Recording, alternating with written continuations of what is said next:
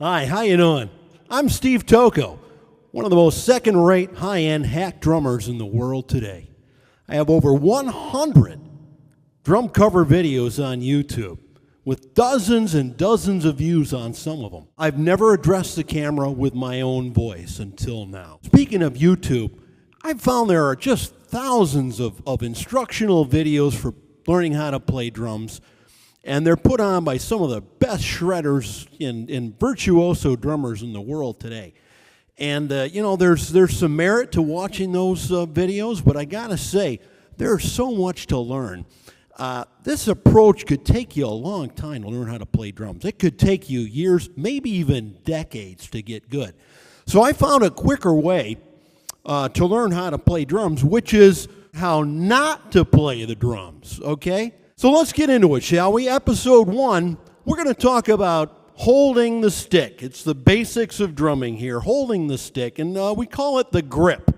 Okay, and there's a lot of different grips, and you'll look on YouTube and you'll find them. There's a traditional grip where you hold the stick like this, you know. Then there's the French grip, and then there's the German grip, and there's the thumb to the side and the thumb on, you know, whatever.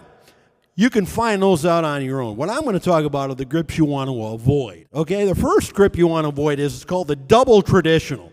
It might come natural to some of you guys, but it's confusing if you think you're trying to play a drum like that. It just doesn't come out right. The other one you want to avoid is this grip. It's the pinky ring finger grip. It's when you take the stick and you put it between the pinky finger and the ring finger. Now, it might feel natural to a lot of people, but I gotta say, it's just not a good grip, particularly if you're gonna get into rock and roll drumming, because you just can't get the force on the drum, you know, because your fulcrum is in such a tenuous position here on the hand because you don't have a lot of hand muscles in this part of the hand.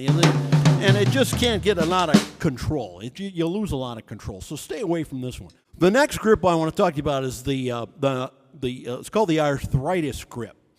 And that's the grip. Basically, you just hold the stick sort of like that, like you've got arthritis. To some people, it comes natural. I get that. But you just want to avoid it because it's almost impossible to play the drums like that. This is what happens. You see that? Stay away from the arthritis grip. And lastly, we're going to talk about the psycho grip. And that's when you hold the stick like that. Like a knife. Like you're going to stab somebody to death. Like you shove a knife into their chest and carve it down. You know what I'm saying?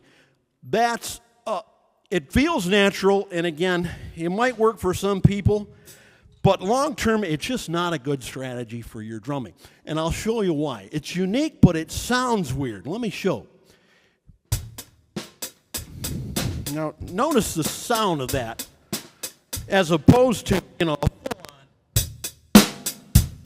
that's a difference. Don't you see the difference there? And it gets even weirder when you start doing fills. Now, that's not a full-throated sound of your drum. Let's face it, it just sounds like crap, okay? If you want to hear, the drums sing, you want to play with a real grip. So stay away from the psycho grip. Now we're going to move on to a little section we're going to have in each episode called Tech Tips. And today's tech tip is regarding this little doohickey thing here called the clutch. It's a hi-hat clutch, and it's this little thing here that holds the top cymbal onto the hi-hat stand. And you've got this little rod here. Can you see that? I don't know if you can pick it up.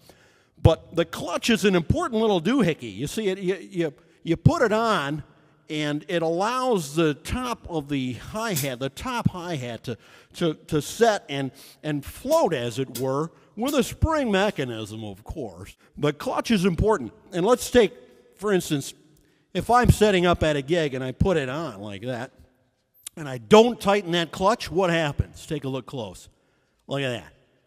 Up and down. It's thrusting, okay? The rod of the hi-hat is thrusting, but it's not doing anything. Thrusting, like a cheap porno movie. You want to tighten this guy up here. It's important. The other thing about the hi-hat clutch is the position you have on the rod. If you've got it, let's say, too high, let's set the hi-hat clutch too high up on the rod. Now, you can see the hi-hat there floating, but it's not reaching the bottom hi-hat. Can you tell? Can you see that? Let's move the camera down. It's not reaching the bottom hi-hat. That's that the clutch is set too high on the rod. Simply lower it down and then get it at a reasonable, level. And the other mistake that's made is you put the clutch too doggone low. And criminy, okay, that sounds fine, but you try and open it up and it won't open up. Okay, and if you're going into a song like "In the Mood," da da da da da da da da da da da da da da da, well, you got to have that clutch set right, or otherwise that song's going to come off, like a fart in church. Well, that's it for today's edition and episode, our first inaugural episode of How Not to Play the Drums, brought to you by Steve Tocco. If you have any questions, give me a shout and subscribe to my YouTube channel for future episodes, and we'll go into some other details of how not to play the drums. Take care. Bye-bye.